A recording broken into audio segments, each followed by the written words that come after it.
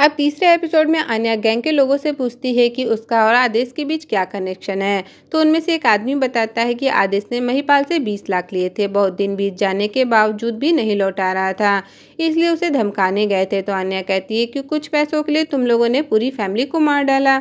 तब वो आदमी बताता है कि बाद में आदेश ने सारे पैसे लौटा दिए थे और हम लोग उसे क्यों मारेंगे, हम लोग तो खुद पुजारा गैंग से बचने के लिए पिछले 1 साल से कहीं बाहर नहीं निकले।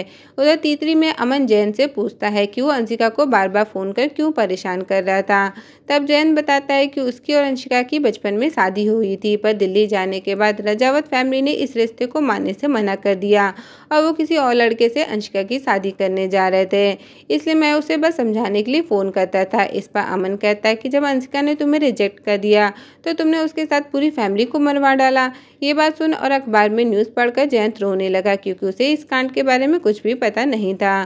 दूसरी तरफ आन्या और राघव को इस केस में कोई भी गैंग का एंगल नहीं मिलता, इसलिए अपने सीने से बात कर वो लोग दोबारा घर की छानबीन करने जाते हैं। उस घर को बनाने वाले कॉन्ट्रैक्टर को भी बुलाया जाता है। अब घर की दीवार पर बने पाइप्स पर उन लोगों की नजर जाती है, जिन्हें काउंट करने पर वो 11 निकलते हैं।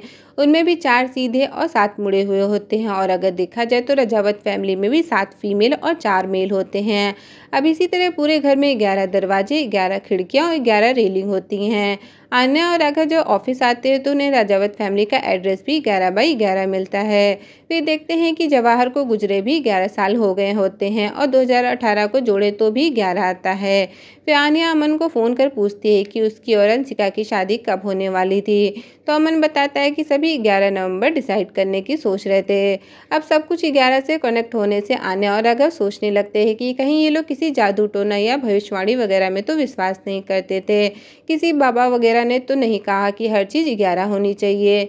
बाबा का कनेक्शन ढूंढने के लिए वो लोग अमन और अंशिका की एंगेजमेंट वीडियो फिर से देखते हैं, तो वहाँ एक बाबा दिखाई देता है जिसे सब चमत्कारी बाबा कहते होते हैं। दूसरी तरफ अमन को पता चलता था कि रजावत फैमिली के घर के अंदर मोहल्ले का कोई भी आदमी और औरत नहीं जाता था, बस 1-2 बच्चे जाते थे। अब इसी कहानी के दौरान हमें फ्लैशबैक में आन्या के बचपन की स्टोरी भी दिखाई जाती है, जिसमें वो अपनी सहेली के साथ होती है। दोनों अच्छे दोस्त होते हैं और खुश होते हैं, पर आन्या की सहेली अचानक अजीब बिहेव करने लगती होती है। वो कहती है कि उसे कुछ अच्छा नहीं लगता, बस रोने का मन करता है, और फिर एक दिन वो फांसी लगा लेती है। यही सपना आन्या को परेशान करता होता है।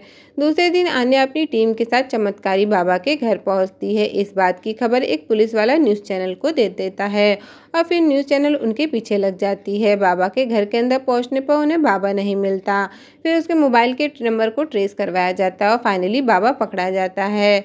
आन्या पूछती है कि वो रजावत फैमिली को कैसे जानता था। तब बाबा बताता है कि भुवन 5 साल पहले उसके पास आया था, तब वो काफ़ी हताश और निराश था। उसके पूछने पर भुवन ने अपनी पूरी कहानी बताई थी, वही सेम कहानी जिसे मैं पहले बता चुकी हूँ। आगे बाबा बताता है कि कुछ दिन बाद दौलत की पूरी दुकान में आग लगी, सब कुछ जल गया।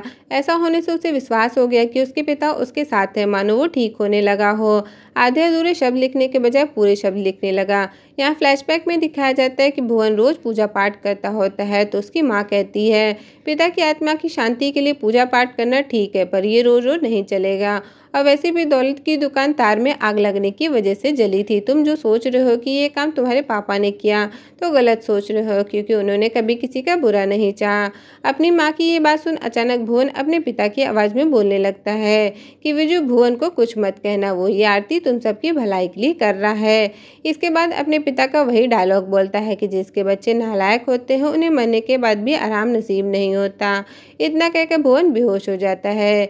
अब इसके आगे की कहानी दोस्तों जानने के लिए मेरे चैनल को फ़ौरन सब्सक्राइब कर लीजिए, ताकि जैसे ही मेरा वीडियो आए आपको नोटिफिकेशन तुरंत मिले।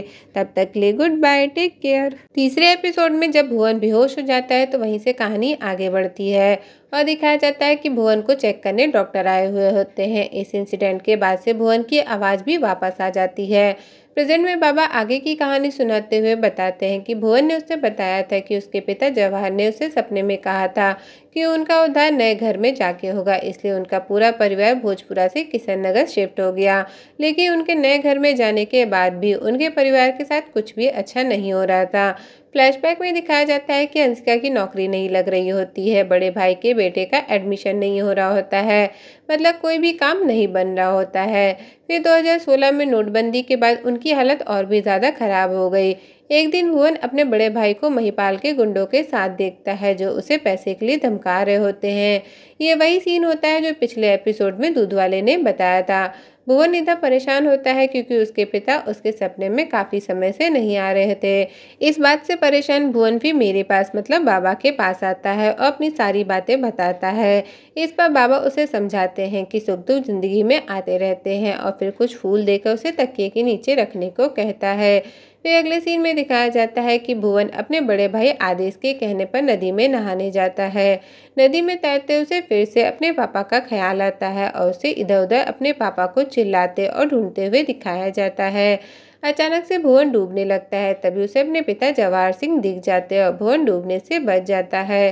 कुछ दिनों के बाद अंशिका को जॉब मिल जाती है तो वहीं आदेश के बेटे का एडमिशन भी हो जाता है और उनकी एक पेंट की बड़ी दुकान भी खुल जाती है। कुछ समय बाद उनके घर गाड़ी भी आ जाती है।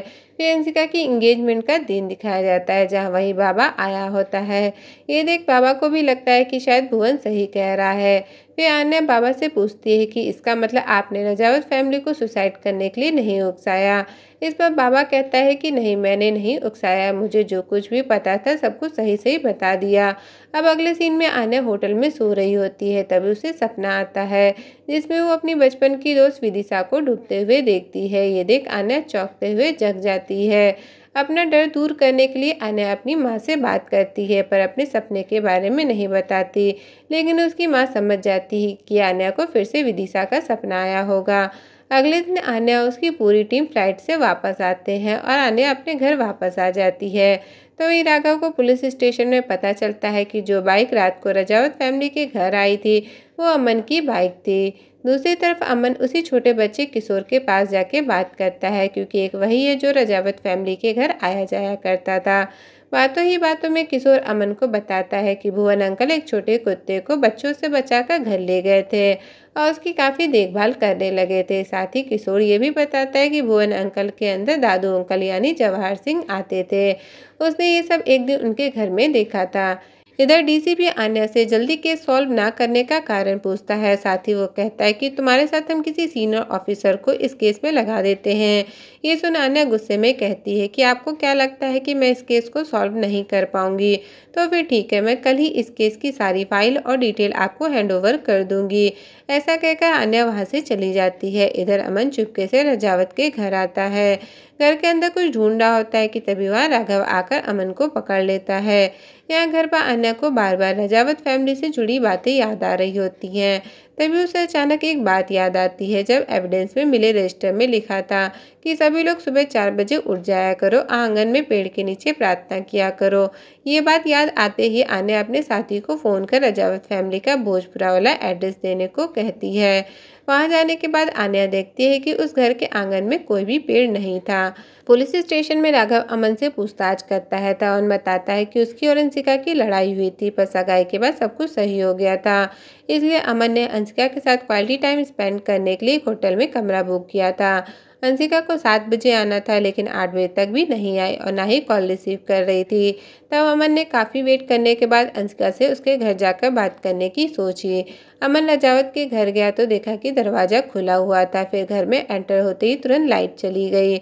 लाइट जाने के बाद भी जब कुछ हलचल नहीं हुई तो उसे कुछ सस्पिशियस सा लगा।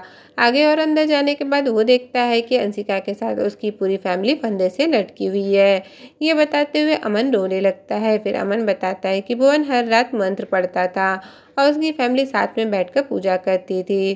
तब आन्या वहाँ कर बोलती है कि इस दौरान उनके परिवार में कोई रजिस्टर पर लिखता भी था क्या, और फिर आन्या राघव से भुवन के घर में मिले रजिस्टर निकलवाती है। तब आन्या देखती है कि वो रजिस्टर 2008 और 9 के हैं और रजिस्टर पर लिखी बातें भुवन ने जवाहर सिंह बनकर लिखी हैं।